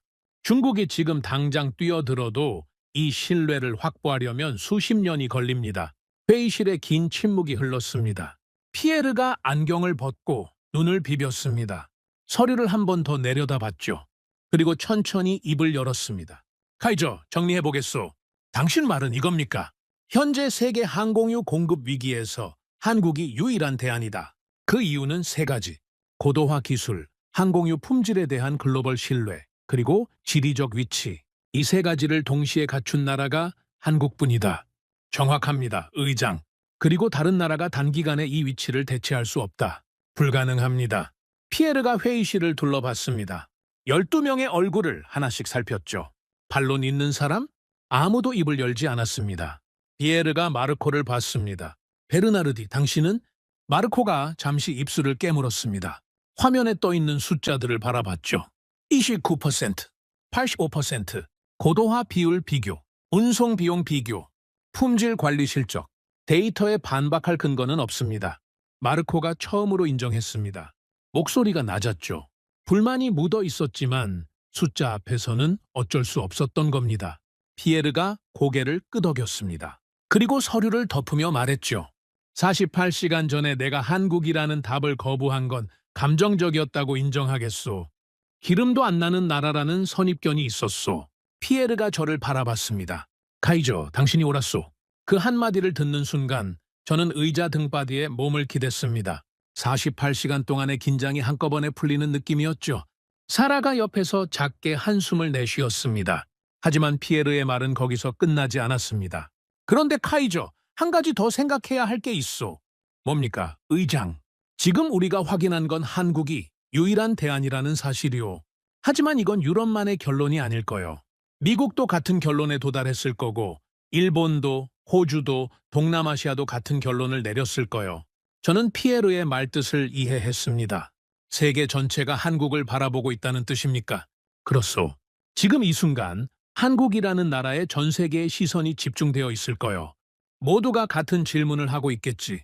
한국이 우리를 도와줄 수 있느냐고. 사라가 말했습니다. 그러면 한국의 공급 능력이 충분한지도 확인해야 합니다. 세계가 동시에 손을 내밀면 한국도 감당이 안 될 수 있죠. 피에르가 고개를 끄덕였습니다. 마이소, 카이저, 한국의 공급 능력과 향후 시나리오까지 분석해서 최종 보고서를 완성하시오. 이건 EU만의 문제가 아니오. 세계 에너지 안보의 문제요? 저는 자리에서 일어났습니다. 알겠습니다, 의장. 회의실을 나왔습니다. 복도를 걸으면서 사라가 말했죠. 카이저, 해냈습니다. 아직 끝이 아닙니다. 피에르가 인정했고 마르코도 입을 다물었습니다. 충분하지 않습니까? 충분하지 않습니다. 피에르가 마지막에 한 말이 맞습니다. 지금 이 순간 한국을 바라보고 있는 건 우리만이 아닙니다. 미국도, 일본도, 호주도 전 세계가 같은 곳을 바라보고 있죠. 저는 잠시 걸음을 멈추고 창밖을 바라봤습니다. 사라, 생각해 보십시오. 기름 한 방울 나지 않는 나라. 60년 전에 아무것도 없던 나라. 그 나라에 지금 전 세계가 매달리고 있습니다. 미국이 매달리고 있고, 일본이 매달리고 있고, 호주가 매달리고 있고, 이제 유럽까지 매달리려 하고 있죠. 그렇습니다. 이건 공급자가 아닙니다. 사라가 저를 바라봤습니다. 그러면 뭡니까? 이건 시스템의 핵심입니다. 세계 항공 시스템이 돌아가려면 반드시 있어야 하는 축. 한국이 멈추면 세계가 멈춥니다. 그게 지금 현실이죠. 저는 시스템이 무너지는 순간을 여러 번 봐왔습니다. 하지만 이번은 달랐죠. 시스템이 무너지는 게 아니라 시스템의 중심이 드러난 겁니다. 그리고 그 중심에 있는 나라가 25년간 제가 변두리에 놓아뒀던 바로 그 나라였습니다. 최종 보고서를 완성합시다. 한국이 단순한 공급자가 아니라 세계 에너지 시스템의 핵심 축이라는 걸 증명해야 합니다. 사라가 고개를 끄덕였습니다. 시작합시다. 우리는 다시 사무실로 향했습니다. 최종 보고서를 작성하기 위해 사무실로 돌아왔습니다. 피에르가 인정했고 마르코가 입을 다물었습니다. 하지만 아직 끝이 아니었죠. 피에르가 마지막에 던진 말이 머릿속에서 떠나지 않았습니다. 세계 전체가 한국을 바라보고 있을 것이다. 맞는 말이었죠. 한국이 유일한 대안이라는 결론에 도달한 건 우리만이 아닐 겁니다. 사라, 최종 보고서의 핵심이 뭐가 되어야 한다고 생각합니까? 사라가 커피를 한 모금 마시며 말했습니다. 한국의 현재 위치를 정확히 규정하는 거죠. 단순한 공급자인지 아니면 그 이상인지. 그 이상입니다. 그건 이미 증명했죠. 그러면 그 이상이 뭔지를 정의해야 합니다. 숫자로요. 맞는 말이었습니다. 저는 모니터를 켜고 한국의 전체 에너지 수출 데이터를 열었습니다. 한국의 항공유 수출 규모부터 봅시다. 사라가 키보드를 두드렸습니다. 화면에 숫자가 떴죠. 항공유 수출 89억 달러입니다. 89억 달러. 저는 그 숫자를 한 번 더 확인했습니다. 89억 달러. 기름 한 방울 나지 않는 나라가 항공유만으로 89억 달러를 벌어들이고 있었습니다. 전체 석유 제품 수출은요? 사라가 다음 데이터를 열었습니다. 478억 달러입니다. 478억 달러. 저는 의자에 등을 기대며 천장을 올려다봤습니다. 석유 한 톨 나지 않는 나라가 석유 제품으로 478억 달러를 수출하고 있었습니다. 이건 웬만한 산유국의 원유 수출 규모에 맞먹는 수치였죠. 사라, 이 숫자의 의미를 정확히 짚어야 합니다. 어떤 의미입니까? 산유국들은 땅에서 기름을 퍼 올려서 파는 겁니다. 있는 걸 파는 거죠. 한국은 다릅니다. 없는 나라가 기술로 만들어서 파는 겁니다. 478억 달러. 이 숫자는 자원의 힘이 아닙니다. 기술의 힘이죠. 사라가 고개를 끄덕이며 다음 데이터를 열었습니다. 카이저, 이것도 보십시오. 외교적 영향력 변화입니다. 화면에 최근 몇 주간의 외교 동향이 정리되어 있었죠. 미국 국무부가 한국 측과 에너지 안보 관련 긴급 협의를 시작했습니다. 미국이 먼저 손을 내밀었다는 겁니까? 그렇습니다. 서부 공항들의 항공유 공급이 한국에 달려 있으니까요. 안정적 공급을 보장받기 위해 에너지 안보 파트너로 접근하기 시작한 겁니다. 저는 그 의미를 곱씹었습니다. 미국이 한국에 손을 내밀고 있었습니다. 세계 최강 대국이요. 에너지 독립을 선언했던 나라가 기름 한 방울 안 나는 나라에 에너지 안보를 의논하고 있었죠. 세상이 뒤집어진 겁니다. 호주도 움직이고 있습니다. 한국과의 에너지 공급 장기 계약을 논의 중이라는 보고가 있습니다. 일본은요? 일본은 이미 급유 제한을 걸고 있는 상황이니까 한국으로부터의 추가 공급을 요청할 수밖에 없겠죠. 동남아시아도 마찬가지일 겁니다. 사라가 정리했습니다. 미국, 호주, 일본, 동남아시아 전부 한국을 향해 움직이고 있습니다. 에너지 공급뿐 아니라 외교적으로도 한국의 위상이 급격히 올라가고 있는 거죠. 저는 자리에서 일어나 창가로 걸어갔습니다. 브뤼셀의 하늘을 바라보면서 생각했죠. 사라, 이건 에너지 문제만이 아닙니다. 무슨 뜻입니까? 에너지는 외교의 무기입니다. 중동이 왜 그토록 강력한 영향력을 가졌겠습니까? 석유를 쥐고 있었으니까요. 러시아가 유럽을 어떻게 압박했겠습니까? 천연가스 파이프라인을 쥐고 있었으니까요. 한국도 같은 위치에 올라서고 있다는 뜻입니까? 이미 올라서 있습니다. 다만 아무도 인식하지 못했을 뿐이죠. 한국은 총 한 방 쏘지 않고 위협 한마디 하지 않고 기술과 신뢰만으로 세계 에너지 시스템의 핵심에 자리 잡았습니다. 저는 다시 자리에 앉았습니다. 미래 시나리오를 분석해 봅시다. 피에르가 물을 겁니다. 이 상황이 앞으로 어떻게 전개될 것이냐고. 사라가 고개를 끄덕이며 자료를 펼쳤습니다. 단기 시나리오부터 가겠습니다. 좋습니다. 단기. 향후 3개월에서 6개월. 호르무즈가 언제 열릴지 모르는 상황에서 항공유 공급 부족은 지속됩니다. 가격은 계속 올라가겠죠? 항공사들의 적자는 심화되고 노선 축소는 가속됩니다. 이 기간 동안 한국의 역할은요? 절대적입니다. 한국이 공급을 유지하는 한 최소한의 항공 시스템은 돌아갑니다. 한국이 멈추면 세계 항공은 완전히 마비되죠. 중기는요? 중기. 6개월에서 2년. 호르무즈가 열리더라도 글로벌 공급망은 이미 깨진 상태입니다. 재편이 필요하죠. 각국이 에너지 공급처를 다변화하려 할 겁니다. 하지만 결론은 같습니다. 왜 같습니까? 한국을 대체할 나라가 없으니까요.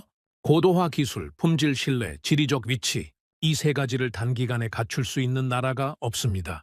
공급망이 재편되더라도 한국의 위치는 오히려 강화될 겁니다. 저는 고개를 끄덕였습니다. 장기는요? 사라가 잠시 멈췄습니다. 키보드를 두드리더니 새로운 자료를 열었죠. 장기, 5년에서 10년. 여기서 흥미로운 변수가 하나 등장합니다. 뭡니까? 친환경 항공유입니다. 지속가능 항공연료라고도 하죠. 탄소 중립 항공유 말입니까? 맞습니다. 전 세계 항공산업이 탄소 배출 감축 압박을 받고 있죠. 국제민간항공기구가 탄소 감축 목표를 설정했고 유럽연합도 항공유에 친환경 연료 혼합을 의무화하는 방향으로 가고 있습니다. 그러면 기존 항공유 시장이 축소되는 겁니까? 단순히 축소되는 게 아닙니다. 시장 자체가 전환되는 거죠. 기존 석유 기반 항공유에서 친환경 항공유로 이 전환에서 누가 주도권을 잡느냐가 향후 10년의 승부를 결정합니다. 저는 그 대목에서 멈췄습니다. 새로운 전쟁이 시작되고 있었죠? 한국은 이 분야에서 어떤 위치에 있습니까? 사라가 자료를 열었습니다. 한국 정유사들이 이미 친환경 항공유 연구에 투자하고 있습니다. 기존 정유 인프라를 활용해서 친환경 연료를 생산하는 방향으로요. 기존 인프라를 활용한다고요? 그렇습니다. 한국이 수십 년간 쌓아온 정유 인프라, 고도화 설비, 기술력, 이것들이 친환경 항공유 생산에도 그대로 적용될 수 있는 겁니다. 새로 짓는 게 아니라 기존 기반 위에서 전환하는 거죠. 저는 고개를 저으며 웃었습니다. 황당한 웃음이었죠. 이 나라는 항상 이런 식입니까? 무슨 뜻입니까? 오일 쇼크가 왔을 때 무너지지 않고 임가공 수출로 전환했죠. 찌꺼기를 버리지 않고 고도화 기술로 바꿨습니다. 그리고 이제 에너지 전환이 오면 기존 인프라를 활용해서 또 다시 선두를 잡으려 하고 있습니다. 사라가 미소를 지었습니다. 패턴이 보이죠? 위기가 올 때마다 무너지는 게 아니라 전환하는 나라입니다. 위기를 기회로 바꾸는 나라, 자원이 없으니까 기술로 승부하는 나라, 그리고 그 기술이 다음 시대에도 통하도록 끊임없이 진화하는 나라.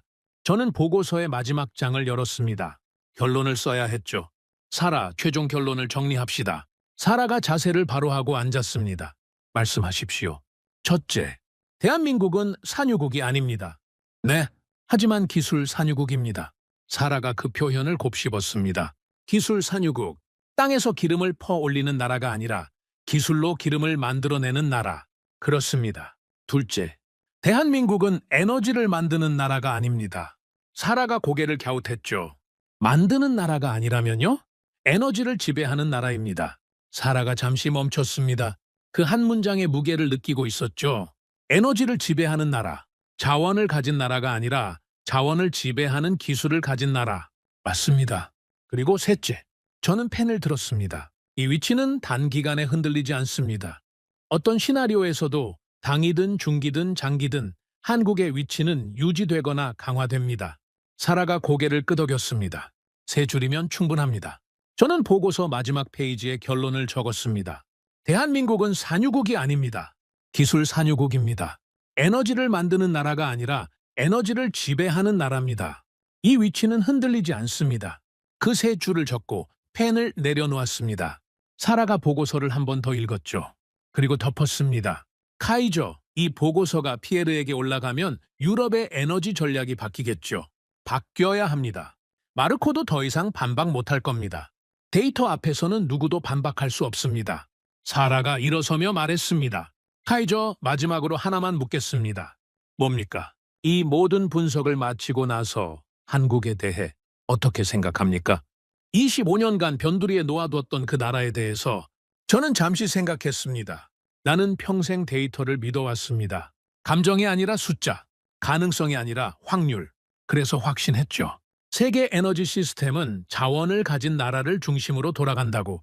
중동이 중심이고, 미국이 중심이고, 러시아가 중심이라고. 하지만 저는 틀렸습니다. 동맹은 무너졌고 시스템은 멈췄습니다. 자원을 가진 나라들은 문을 닫았죠. 그리고 그 폐허 위에서 단 하나의 나라만이 남아 있었습니다. 기름 한 방울 나지 않는 나라. 대한민국. 그들은 자원을 가진 나라가 아니었습니다.